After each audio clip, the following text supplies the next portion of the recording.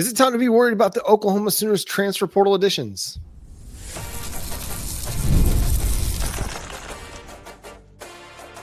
You are Locked On Sooners, your daily podcast on the Oklahoma Sooners. Part of the Locked On Podcast Network, your team every day. What's up, Sooner Nation? Welcome to Locked On Sooners, and thank you for making Locked On Sooners your first listen every single day. Today's episode is brought to you by Game Time. Download the Game Time app, create an account, and use code LOCKEDONCollege for $20 off your first purchase over at Game Time. He's Jay Smith. I'm John Williams. The transfer portal is still in full effect. The Oklahoma Sooners may or may not be done with the transfer portal. They've been pretty active in the early going, but there's a lot of panic setting in, or a lot of gnashing of teeth, so to speak, about what Oklahoma's done, particularly on the offensive side of the ball, Jay. And I'm at this place where I'm ready to see what the chess pieces look like when we get to spring ball and fall camp.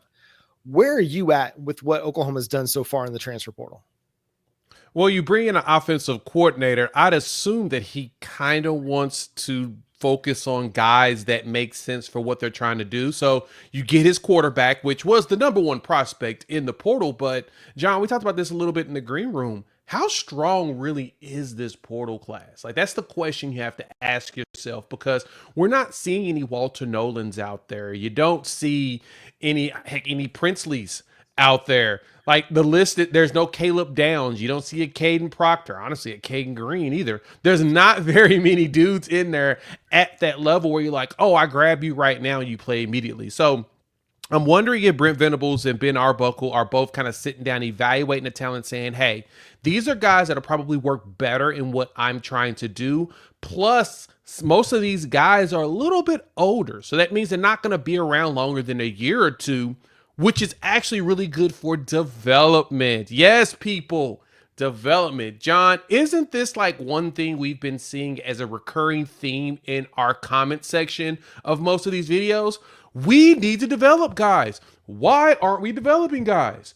Why aren't these guys being developed? Well, in order for them to develop, they got to play. But the problem you run into playing very young guys is what, John? They're going to make a ton of mistakes. So I'm sensing that's what they're trying. They're trying to play both lanes, trying to do like what the Boston Celtics did in the NBA. They were able to draft really high talent while at the same time maintain a good team. And it required a lot of trades and a lot of pieces being moved around. But at some point, it led them to a championship. Sam Presti's doing something similar with the Oklahoma City Thunder. So as we go from the basketball analogy back, it feels like Brent Venables and Ben Arbuckle are trying to find the perfect balance to play players and develop players with older guys around. And I come back to this part with the offensive coordinator. You just hired an offensive coordinator. Everybody's really excited about the offensive coordinator hire. And yet we're not okay with the offensive additions that said offensive coordinator has to have had signed off on, right? We get John Mateer. You get Luke Baklenko from Stanford. You get Derek Simmons, an offensive tackle from Western Carolina that a lot of people wanted to get on their roster. You add Keontez Lewis, Javonni Gibson. You add Isaiah Sategna from Arkansas. 3 wide receivers with some production to their name. And yet, again, the offensive coordinator wants these guys on his team. He wants to help build his offense with these guys on the roster. So do we trust Ben Arbuckle's ability to evaluate talent and put this talent in the best position to succeed, or do we not? And if that's the case, then maybe we don't need to be as excited about the Ben Arbuckle edition as we are.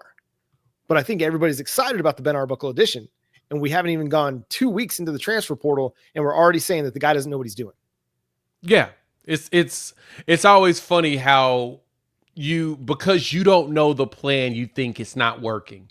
And I understand fans, they're just observing on the outside, hoping, because they're never going to get all the details. I'm not either. John doesn't either. Somebody may shoot us a whisper every once in a while. A parent may hit us up. A coach may slide us a little bit of information in our DMs. But for the most part, we ain't got no clue either. We're trying to look at the tea leaves and understand what's going on. And we've always known that Brent Venables has always tried to move as quietly as possible when they're doing what they do, because the louder you get with certain programs, other programs purposely go in to try to sabotage you, because that's what they do.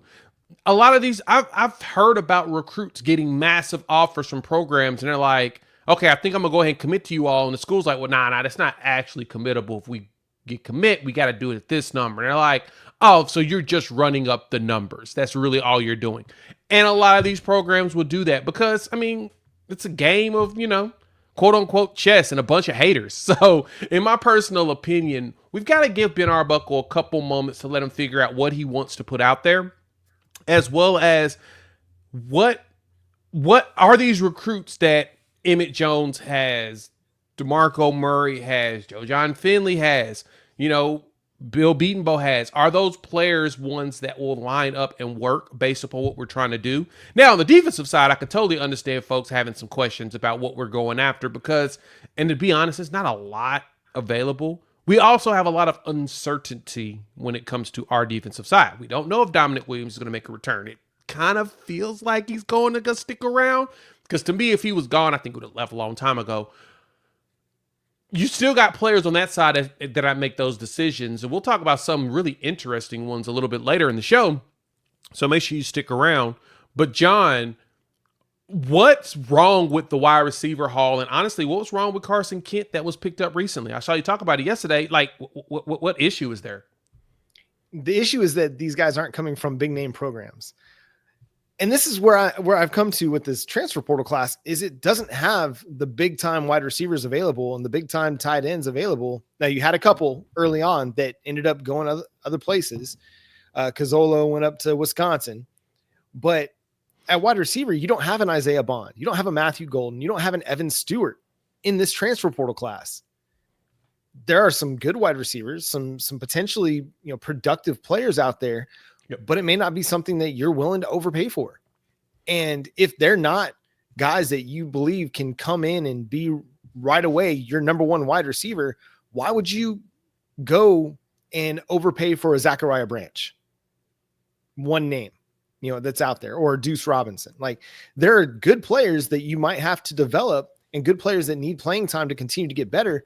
But if they're not right now a guy that you can line up as your wide receiver one, there's no sense in going and spending quote unquote a first round draft pick on a guy that you don't believe to be a wide receiver one. Right. And that's the comparison I make here is every NFL draft class is very different. It's the same thing with every transfer portal class. There are going to be deep portal classes like last year's was. You listed off some of the names where Cam Ward was considered like the 15th best prospect in the nation. Will Howard, who just dominated Tennessee, was like down in the 30s or 40s, according to 247 Sports. Like, there were some really, really good portal players last year. It's just not as good this year. And so you're going to kind of pick and choose. And it's the same thing with recruiting, right? There are some recruiting classes where it's really, really deep along the offensive line, like 2025 was. And so you had to make sure that you got two really good offensive tackles, and you did. Or like in 2024 along the defensive line, and you loaded up along the defensive line. Well, this is just a weak transfer portal class because of the roster reductions, because of a number of reasons. Yep. The top players in the country just aren't going into the portal right now. Maybe because they're still playing in the playoff, or maybe because they're set where they're at and they're not looking for greener pastures. And so as much as we want to kind of scoff at some of the additions that the Oklahoma Sooners have made, what they're doing is they're looking for a balance of value plus production plus, hey, we can continue to develop the guys that we've got in-house and have legit competition. We don't have to guarantee anybody anything. Yep. And sometimes when you go into the portal and you're attacking the top of a portal class, you have to guarantee something. And if there's not a guy out there at wide receiver, offensive tackle, tight end, that especially right now that you feel like, hey, I can guarantee that guy can be my starter, then be happy and be content with what you got. It's funny you say that, John, when it comes to the guaranteed starting spot. With a lot of these guys, they are looking for that. They're looking for the money. This is the best year for the money grab. This is actually the last year that the money's really going to free flow when it comes to NIL, because once the new administration comes in, the goal of some of the senators and politicians have already said is they want to make sure that college football is regulated and they figure out a way to fix this because the NCAA has been advocating it for a while. So Now the opportunity is going to come up. It'll be perfect. Once a new administration comes in, they'll make that sweeping change, and then boom, you'll probably hear about collectives being cut down or regulated or in some capacity and focus more so on revenue share. Now, John, to even add to that, there's one player that I know the Sooners were in on initially, and then it kind of fizzled away, and fans were furious. What's that? Ethan Onyanwa, the offensive lineman that, he ended up at Ohio State. He came from Rice. Everybody's like, oh my God, why would you go for a player like that? Well, it looks like Ohio State saw something there, and they went ahead and snatched him up as fast as they possibly could. Got him on a visit, and it was done. You're seeing players go from both. A lot of your players that are productive in the G5, P4 schools want because they're actually putting up production. The guys switching from P4 to P4, if you notice, a lot of them don't have production. And number two, they've gone to multiple schools. So if you want a mercenary, sure. But those mercenaries are usually looking for opportunities to play now because this is the only time they're going to get a payday. Yeah, everything's changing in college football. One thing that is going to change, that is going to create a bit more of chaos to the roster situation, that's the JUCO rules. Those are changing. We'll discuss coming up next here on Locked On Sooners. NFL playoffs are almost here, but not too late to get into the regular season action with FanDuel, America's #1 sportsbook, because right now, new customers can finish the season strong with $250 in bonus bets if you win your first $5 bet. So one of those bets to look at. I mean, the Buccaneers did not give us that one against the Cowboys, but they got the Carolina Panthers this weekend coming in at 7.5-point favorites over on FanDuel with the total of 49.5. I like jumping on those numbers because especially with the over-under, definitely see the Buccaneers trying to show their dominance. So you should go check it out. You can visit FanDuel.com to join today. That's FanDuel.com for your chance at $250 in bonus bets. Make every moment more with FanDuel, an official sportsbook partner of the NFL. Thanks again for making Locked On Sooners your first listen every single day. Shout out to all the everydayers out there. Tune in and subscribe to the show wherever you get your podcasts. We're free and available on all podcast platforms and on YouTube. So hit that subscribe button and that notification bell to let you know when new episodes drop. Part of the Locked On Podcast Network, your team every day. Jay, the JUCO rules are changing. This could affect one number of players, really. And in particular, it's going to affect Davin Sears, defensive tackle for Oklahoma, who played in just 4 games, 31 snaps this year, had initially been planning to go and try to make his way into the NFL or the pro ranks, but it's going to come back for another season after a court ruled and issued an injunction to the NCAA allowing for JUCO players to get an extra year of eligibility for 2025 if they haven't used up all their eligibility at the NCAA level. Yeah, it looks like the NCAA has decided to go ahead and give a waiver, allowing these players to go ahead and wipe off their JUCO stuff while they're in the middle of litigation and, appealing said injunction that Diego Pavia got, the quarterback at Vanderbilt. Now, we all know that Alabama fans are shivering right now with the thought of Diego Pavia making a valiant return. Same thing with Auburn. They don't want to deal with him. Auburn don't want to deal with that either. So you got the whole state of Alabama like, no. But no, Diego Pavia's fight mainly was for the uninitiated. His whole purpose was that because he was in JUCO, he didn't get the opportunity to take advantage of NIL like he is at this level. And it kind of took kind of an antitrust thing, took away from his opportunities of earning. And so he believes he deserves at least an additional year for the 1 year he was in JUCO. That should not count towards his 4-year stay at the collegiate, at the D1 level. And I totally get it. I get the argument. And I saw a lot of people were upset saying, oh, if you do that, you're going to have a whole bunch of old people playing football. Have y'all not watched college football before? Don't we have a 9th-year senior over at Miami playing right now? Wasn't Chris Winkie and Brandon Whedon both like 28 years old when they finally decided to play college football instead of playing baseball? They had professional training, weightlifting, and was making money. Then they decided to come and play college football. That happens all the time. It's okay. You're not going to get a lot of dudes like that because at a certain point, teams, if a team is dumb enough to go ahead and take a player like that, pay them for them to not really perform for them, why should we stop them from being stupid? I personally believe they should go ahead and get the opportunity to make as many mistakes as possible, just like I like the fact that these players get paid. Let them make the opportunity to make dumb mistakes. We've all done it in our lives at least once in our life. I mean, I know I've probably done like 8 or 9, but it's not the point. John. The point is, this ruling is very fascinating because, yes, you're going to see a lot more JUCO guys come back because they weren't going to the NFL anyway. Guys that are going to the league, as you talked about, John, you said it very eloquently in the last segment. The NFL draft order always changes based upon the talent each year. There's some years you'll see like 8 or 9 quarterbacks be ready for the draft and only one of them get drafted in the first round. Another year you'll see 5 and all of them go within the first 10 picks. It's all about what the talent looks like. And right now with the NFL draft this year, it's not as quarterback heavy as it normally would be. And so you've got a lot of other position players like a Travis Hunter jumping all the way to the top. Even though he's talented, you would have expected him, or heck, Ashton Jitty's probably going to go top 5.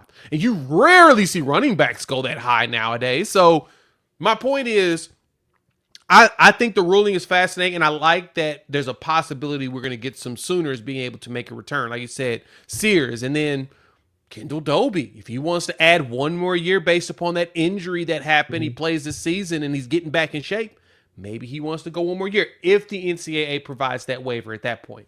But I think it's a fascinating ruling. It's going to have some good ripple effects through college football.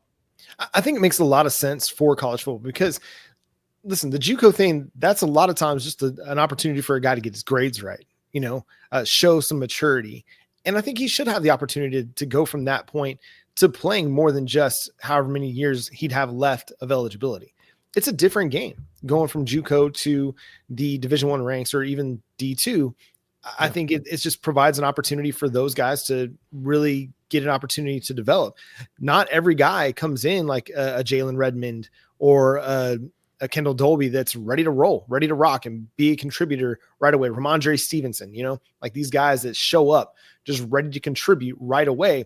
That's not the case for everybody. Some of those guys are going to need a year or two to develop and then become a productive part of the team. So I think it's an encouraging rule. I think it's a pro player rule. Now, the ripple effect that it's going to have is, again, you're going to be limited on roster spots, and that's going to change the dynamic a little bit as well. So even as the portal becomes a part of, our college football worldview, some of that's going to be limited.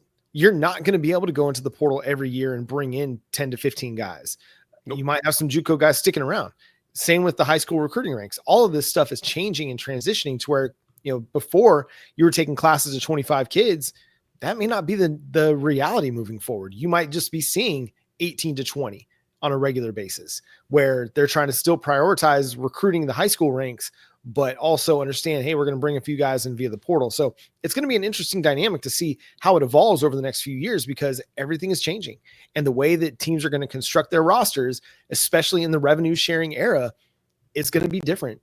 Oklahoma is one of those teams out in the forefront trying to adapt their front office, their program to look a lot like an NFL front office. And so they're bringing in guys that have some of that experience and are going to help them prioritize where to spend their rev share dollars. So it's going to be interesting. I don't know exactly where it's all going to land. I don't think anybody knows. It's still a sport that's evolving in dramatic fashion. The SEC is unhappy about the playoff. The Big Ten is unhappy about the playoff. Everybody wants to see either more teams or guaranteed spots. And so there's no telling where this all ends, but we're in the midst of a big, big shakeup. And I think the JUCO eligibility rules changing, I think is a positive, at least for the JUCO players. Now, will it be? 100% agree. I don't know. Yeah, no, I 100% agree with you there. This is definitely a plus for the collegiate athlete because their time is limited. Where people are trying to pretend and make it seem like, if they go to JUCO, they're going to come in and they're going to be really old age. JUCO's 2 years. That's it. You're getting 2 years out of it. If you're redshirted JUCO, you're probably never going to make it up at the next level. So that's typically what happens. It's not a guarantee that these guys are going to get that chance. I mean, you've seen some schools that may have lived in the JUCO world. Maybe Nebraska goes back to what they used to do back when they had the gray shirts and they used to go pull guys from Texas and from all around and have JUCO players just kind of sitting in the wings ready to play and, warming up in the little Dutch oven. You can do that, but most teams are, especially nowadays, these coaches are looking at ways to win now. And the best way to win now is to flip your entire roster in the transfer portal. So most players that will be jumping in the portal, honestly, like this year, John, I've noticed most of them are dudes from teams where their coaches have left. And they're just like, well, I'm going to find me a new home or at least go explore and see what's out there. Or I may follow my coach. You're seeing a lot of that. And you're seeing a lot of players that are older, that have jumped from 4 or 5 schools, that are realizing that, yep, no chance of making the NFL. So let me go ahead and make this money now, get this degree or these couple of degrees. I have a couple of degrees. I'll have a couple $100K sitting in the bank, and then I can go start a business. I can go train with folks. I can go be a coach. Because I think that's the one thing that a lot of people fail to realize too, is that when you go in as a graduate assistant in a lot of these jobs, unless you've got like family or reserve money sitting, you broke. They're not making much money as these graduate assistants, so they're working for pennies and they're picking up 2 and 3 jobs, but you ain't got that kind of time. That means you have no life. I mean, literally, you have to eat, sleep, and breathe the game. So some of these players are going to get that opportunity to be graduate assistant in other places with some money sitting in the bank, and they can go ahead and live off of that while they pursue a career in coaching if they go to these camps in the NFL and it doesn't work out. And that's okay. There's nothing wrong with that. Let's get to that point. Let's see what it looks like, but it's not going to be as wild as everybody thinks it's going to be. Yeah, it's not. And Oklahoma might not even be done in the portal. I know we've kind of talked about this portal class and how it isn't necessarily as strong, but there's still talent available, and Oklahoma might still be looking to add some guys. The playoff is still ongoing. There might be more players in the portal here in the next few weeks that Oklahoma might want to attack and try and recruit. So, but are there targets out there now? Let's discuss a few of those guys that might make sense for the Oklahoma Sooners. And today's episode is also brought to you by Game Time. Game Time has a great feature called Game Time Picks that makes getting tickets for live events even easier. Game Time Picks filters out all the fluff to show you only incredible deals on great seats so you don't have to waste time. It's focused on togetherness in the holiday season. That means when you bring people together at live events, the experience is that much better, and it's the perfect gift. So go to Game Time, download the app wherever you get your apps. Use the Game Time Picks feature. Go check out the seats before you buy.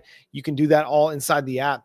They curate the best deals on sports, concerts, comedy, theater, whatever you're looking for. And they show you the all-in pricing by toggling the feature. You can see the total up front with no surprise fees at checkout. So go download the Game Time app, create an account, and use code LOCKEDONCollege for $20 off your first purchase. Terms apply, but again, create an account and redeem code LOCKEDONCOLLEGE for $20 off. Download Game Time today. What time is it? Game time.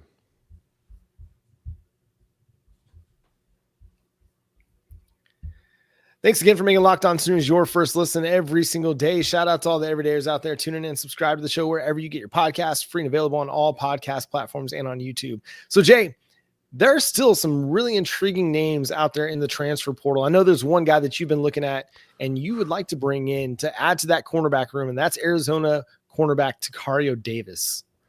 He's number one on my list. Him and Ethan O'Connor, the corner from Washington State that is still floating around the portal. Those two dudes, man, those could really help bolster your room. And that doesn't push anybody out that we currently have. I mean, we just lost Kenai Walker, who has transferred. I think he's gone to Arkansas. So as you're losing out talent, you want to bring in some big talent. And Tacario's like a 6'3", 6'4" corner. He had a meh season last year, but he's actually really good. And I think, honestly, the biggest problem they had at Arizona was their offense was very inept, unfortunately. But that, to me, is one that I would love to get my hands on. I know that he entered the portal last year, and I know a lot of schools really wanted him, and he decided to go right back to Arizona. If he doesn't go pro, he is one that I would love to have here in Norman. He fits perfectly in this scheme, and at his size and ability, he'd be fantastic here in the SEC. And I think Javonni and Brent Venables has probably already put in a phone call, a text message, maybe a carrier pigeon to get him in. But it's between him and Ethan O'Connor are the two that I think at corner would be fantastic grabs for what we're trying to do. Yeah, I think if you're looking at adding a veteran to a group that you really like in Gentry Williams, Eli Bowen, and Jacoby Johnson, he would make a lot of sense. He's played a lot of snaps. He's played a lot of ball. He's played some high level football. We got to see him up close and personal in the Alamo Bowl at the end of the 2023 season. So Oklahoma probably has a good idea what they're looking at when they look at Tacario Davis. So an intriguing player there. At wide receiver, Dane Key is a guy that I think you should keep an eye on. The Kentucky wide receiver. He's got a big frame, 6'3". He's got some production at the SEC level, had 715 receiving yards and 2 touchdowns this year. Both in his freshman and sophomore years, he had 6 touchdowns apiece and over 500 yards receiving. So he's a productive player with good size, good frame. ESPN has him ranked as the number 6 portal player in the country right now. He might make a lot of sense. Again, if you're looking for somebody with SEC level production that's got a lot of experience that's in the portal, he would be a name that I think would move the needle for a lot of people and could be somebody that, and I talked about in the first segment, could be somebody that could come in and be a starting wide receiver for you right away.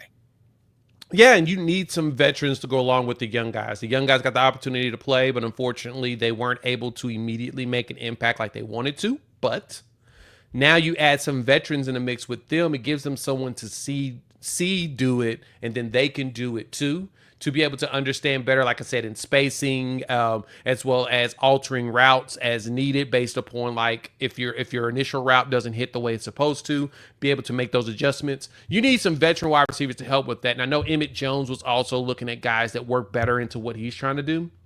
So I could totally see that. Another one that was in the portal that we talked about, David Gusta, the defensive lineman, also from Washington State. Everybody has called that young man, and he's one player that I would love to get my hands on as well, especially with not only with Dejon Terry being gone out of, he's out of eligibility, so his career is done in college football. You still don't know what's going on with Dominic Williams. Again, we mentioned in the first segment, I'm leaning that he's coming back, but because we don't have a definitive answer, we may as well take a gander at adding an additional player just so you have some additional size and beef in the middle.